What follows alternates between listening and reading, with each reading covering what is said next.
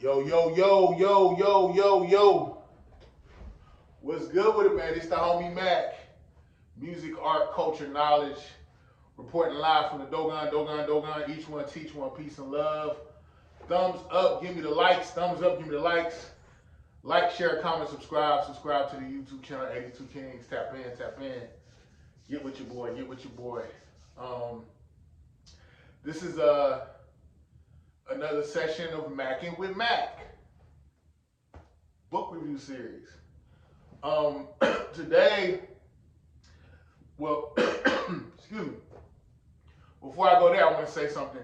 I've been getting requests for different books to be reviewed, and a request was sent to me to review Hore Son by none other than Donald Goines.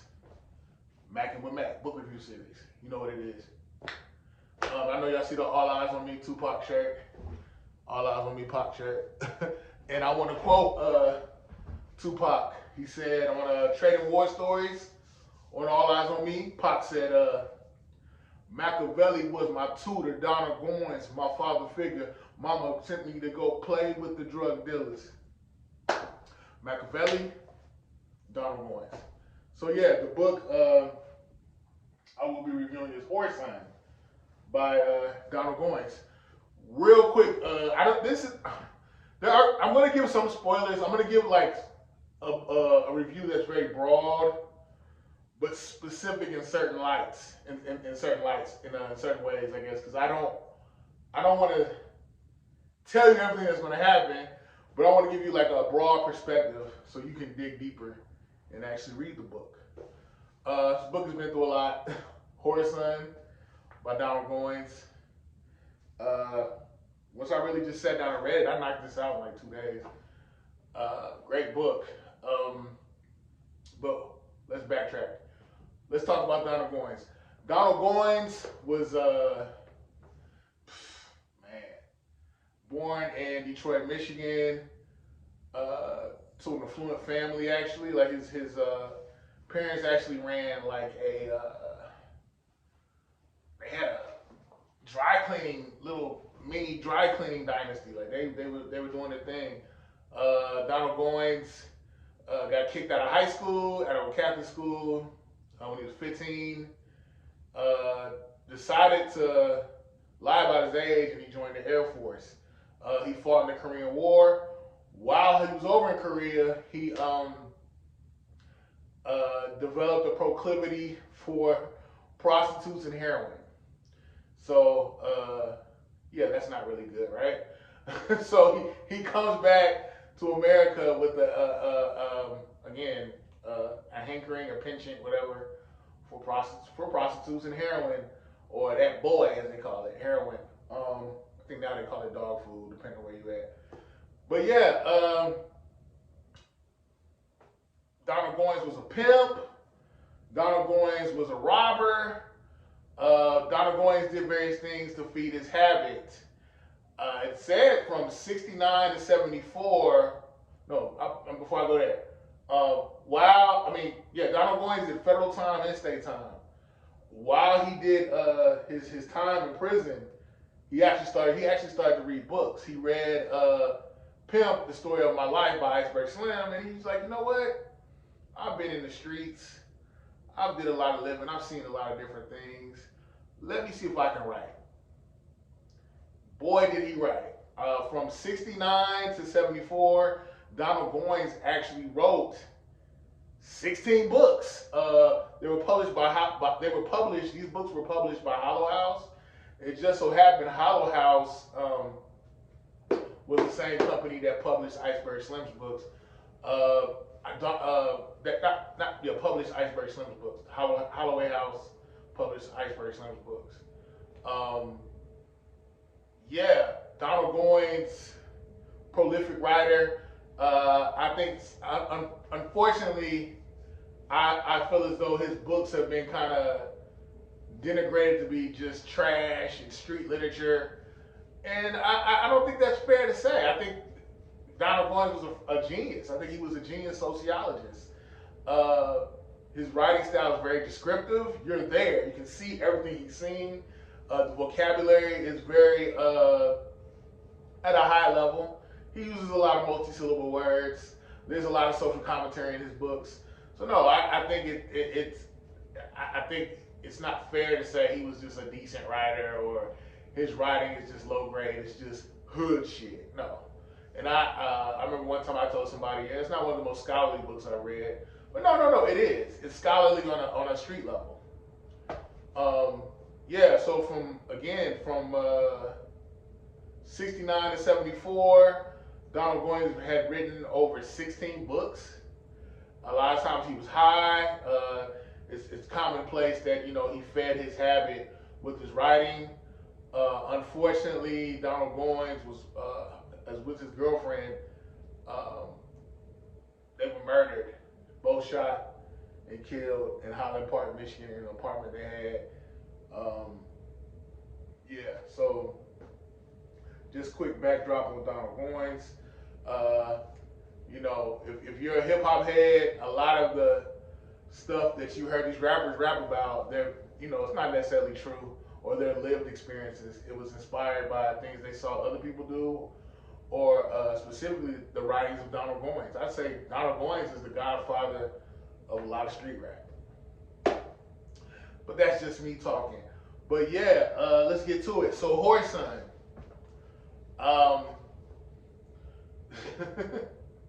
Hore Son's mother was a prostitute. She, I'm not going to sugarcoat it, lady of the night. No, she was a prostitute. And she slept with a white John, a trick. And that trick was Hore Son's father. And I thought it was crazy. I'm just thinking, why would you name your son Hore Son? But I guess you felt like, you know what? There's no shame. They gonna know what his mammy did, and it is what it is. Hore Son. The story takes place in Detroit, and the thing that's really dope about this book is as I read it, it became even more surreal because I knew the name of a lot of streets and the neighborhoods that were mentioned in this book. But yeah, Hore Son, he was a mixed child. I think the thing that I thought was really interesting about this book was there are different parts during this book where he talks about his internal struggle. I can't remember which character it was, but they told him, you're not accepted by the whites and you're not accepted by the blacks. Like, don't nobody want you, But yeah, let me backtrack a little bit. Hore Son, his mom put him on, I think the guy's name was Blue. I can't remember his name exactly. He was a really dark-skinned guy. And he taught Hore Son how to run numbers. He pretty much trained him on how to function and maneuver in the street economy. Or as Huey P. Newton would say, illegitimate capitalism. He was taught how to maneuver in that. And he was taught pimping. Let's keep it a buck. A pimp is a connoisseur of capitalism. A pimp is a master therapist, master psychiatrist, all that. And a businessman. High business acumen. Think about it. To be able to convince someone to sell their body to your benefit, yeah, you're doing a lot of mind screwing. So as he gets on the road, starts pimping, he actually had his girls taken from him by another pimp. And the pimp, I can't remember the pimp's name, but he was just telling him, like, look, man, I'm putting you on game. Just take this as a learning experience, live and you learn. Further down the road, Hore Son gets back on his feet, starts, doing a little bit of boosting, getting his money right. Then he meets Boots. Boots is his bottom bitch. It's interesting because I noticed how, the stable is the family, and the mother and the father are the pimp and the bottom bitch. So it's ran like a family almost. I thought those dynamics were a little interesting because I'm sitting here thinking, bro, you trust her like she's your wife. I mean, y'all pretty much run this together. She keeps things, you keep her in check. I'm not saying a marriage should be like a pimp and a prostitute, but I'm just saying that the fact a marriage should be teamwork, and that's what they did. The Boots and Hore Son, they ran a system, they ran a tight ship. Um, for the long, Hore Son ends up getting this white prostitute. Her name was Jessie. Yes, I believe her name was Jessie. Hore Son, his whole operation gets shut down. The police come in, and the police are like, "Hey, I see all these black prostitutes in here. I don't care about that, but this white girl, yeah, why is she here?" So it went from being something that just simply got broken up to like, no, someone needs to go get arrested, someone needs to go to jail. And to keep historical context, this took place in the 40s. Well, no, Hore Son was born in the 40s. He got to pimping as a teen, so like 50s. So this is around the time of the Mann Act, also, well, the White Slavery Act, also known as the Mann Act. The White Slavery Act, also known as the Mann Act, is basically you had these little white girls that were leaving Middle America, leaving the farmland, and going to cities like New Orleans, Chicago, Detroit, and New York, and they were getting pimped by black men. So in order to rectify this situation, we always know nothing changes until the quality of life of white people is adversely impacted. Let me say this again. Nothing changes in American society unless the quality of life of white people is adversely impacted. White girls getting pimped by black men, they're not feeling that. So they create the Mann Act, White Slavery Act. I guess now you can call it human trafficking. You know, it was to thwart any type of procuring, pimping that was going along, that went across state lines. But yeah, so the white girl, she's like, yeah, I was pimped, da da da da. White women can be dangerous in this capitalist infrastructure. I always remember that because they can pull on the heartstrings of being a woman, and I'm feminine, I'm a feminist, but they also have white supremacy in tow. So they have a twofold. They have a twofold benefactor. They're twofold benefactors. I think white women are very dangerous. But anyway, that's a whole nother conversation. Yeah, so Hore Son, Boots, they go to jail. They go to prison. While Hore Son is in prison, he's actually getting a master's in criminology. He's learning about how the game goes, different hustles, blah, blah, blah. One of the things I thought was really unique was how in depth he talked about the prison culture. How it was pretty much, what was it? I should have highlighted it. But basically how there was the culture was might is right, kill or be killed. As Huey Newton would say, existence is violent, therefore I exist in that way. It's or to quote Eldridge Cleaver, you have the law of civilization and you have the law of the jungle. The law of civilization is cooperation, understanding. The law of the jungle is force. You know, and that was personified in his prison stint. He talked about how he transformed his body, how he began to read more. He got game from the OGs. Yeah, so fast forward, I think he did like 5 years.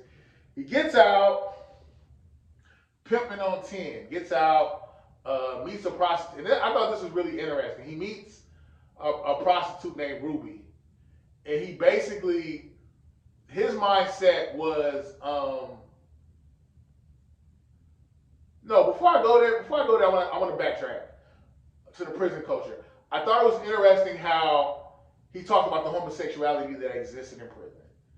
And it wasn't even necessarily about sexual desire or orientation. It was about power. You guys are punks, you're weak. Therefore, I'm going to effeminize you and make you a woman. You are my sexual desire. Your manhood has been stripped from you. And I thought that was really interesting to say that to pretty much mention that there are a lot of power dynamics that come into play with sex. And to say if there is no yin and yang, it's just yang and yang or yin and yin. You're still gonna want that opposite polarity to coalesce. And basically, what I'm saying is, despite your gender, there is going to be someone is going to get conquered. And I'm not saying that sex. I mean, some people would say that sex is about conquering, but I'm not saying sex is about conquering. I just think when it comes to power, sex is used as a weapon. Do with that information as you may. But yeah, so fast forward. Let me get back right. Oh yeah. Another thing he said while he was in prison, he was like, either you fight, you fuck, or you do what he said. Either you fight, you fuck, or you or you wash clothes. So it's just the conquered and the conquered. It's the conquered and the conqueror. That dynamic comes into play. Survival of the fittest. It's ugly. Hore Son gets out of prison. He meets a prostitute named Ruby. Completely breaks her down. Rapes her. Calls her fat. Totally mind screwed her. Flipped her. Got her to lose weight. Did all this stuff. And he basically broke her down and beat her in the mind. To the point where he felt like the only way a prostitute would be loyal to you is if you broke her down. But even that proved not to totally be true. But I don't want to give that away. Just read the book. But it's interesting because Ruby got to the point where she was appreciative of Hore Son for almost keeping her in check or getting her together. But to make a long story short, that breaks asunder. Ruby ends up leaving Hore Son anyway. Hore Son meets this white lady named Stella. Stella has hella bread. He knocks her drawers off, beats it up. I'm talking about sex, by the way. And they end up getting married. But the thing is, Hore Son only wanted her for the money. So we got the money and dipped. Links up with Boots. Goes with Boots to New York. And Boots actually, when Hore Son was in prison, there was another pimp that was actually Hore Son's childhood friend, Tony, who took Boots. And Hore Son took that as betrayal. But anyway, he does the double crossover and gets Boots to betray Tony. And then when they get to New York, when they get to New York, Hore Son says, get out the car. She's like, you really gonna do this to me? Bitch, get out the car. She gets out the car, she's left stranded. And then I left this out, but there's a woman named Janet that Hore Son always had a liking for. And she ends up becoming this big singer. Meets her up in New York. Again, this is the condensed version. I want y'all to read the book. Meets her up in New York. Thinks he's going. He took the money from Stella. Stella gave him over $20,000 for marrying him. But she was thinking, we're going to share this money together. We're going to build an empire. Nope. He hoodwinked her, bamboozled her. Goes to New York. Meets Janet. Leaves Boots stranded, but Boots gets back at Hore Son by saying that, she shows herself to be a prostitute, gets arrested, and says that Hore Son brought her across state lines. Just read the book yourself. I'm giving some spoilers, but yeah, I gave a lot of spoilers. But no, read the book yourself so you can see how it all concluded. One of the things I thought was really interesting about this book is how he touched on interracial relationships. He even said with race, there is a power dynamic. He was essentially saying that the white men that married black women would only deal with black women that had money. And the counter to that, because he said that to Janet, the counter to Janet was like, well, y'all niggas, that's all y'all want. Y'all want money from us too. But then he also said that essentially that these white men are pretending to be in love, you know, and that even still, their whiteness gave them a leg up. They knew that. It's almost like the black woman was just like a fantasy or a fetish. But yeah, thought that was interesting. Um, There's a lot of social commentary about poverty. He would always say, like, I want to get away from the slums. I don't want my kids to be in the slums. Illegitimate capitalism. If you can't make money legally, you will find an illegitimate way to make money in this system. Great book. I will definitely read. I told myself I would read one Donald Goines novel in my lifetime, but I think about reading a couple more. I just got Black Girl Law, so expect a book review from that soon. Overall, again, this book was replete with social, political commentary. He even spoke about Jews and how basically, yeah, Jews had he was talking to Janet, and Janet at one point was engaged to a Jewish man, and he was saying, yeah, Jews, they have a strike against them, but black people have two strikes against them. And he was saying, why would a Jewish man want to deal with a woman who has two strikes already and add that to his one strike and made a Jew? I thought that was pretty interesting that he brought that social dynamic into the conversation of this book, into the universe of this book. This book is a universe. Again, it's replete with a lot of social commentary. I recommend this book. I think it's a great read. Hore Son by Donald Goines. Pick it up, pick it up, pick it up. R.I.P. Donald Goines. Your legacy reverberates eternally. Your books are some of the most read amongst the incarcerated. I feel like he is, like, you know, when we talk about Shakespeare and different authors, they're speaking, different prominent white authors, we're pretty much putting white culture and white experiences as the zenith or the standard for culture and writing and information. And anything outside of that is just debased and it's not up to par. And I think that's bullshit. I think Donald Goines is a genius. Again, the writing style was very descriptive. He gave the cultural narrative of the Black American slums. Thumbs up, give me the likes. Thumbs up, give me the likes. Like, share, comment, subscribe. Subscribe, check in, tap in, tap in. Subscribe to the YouTube channel 82 Kings. It's the homie Mac, man. I'm out.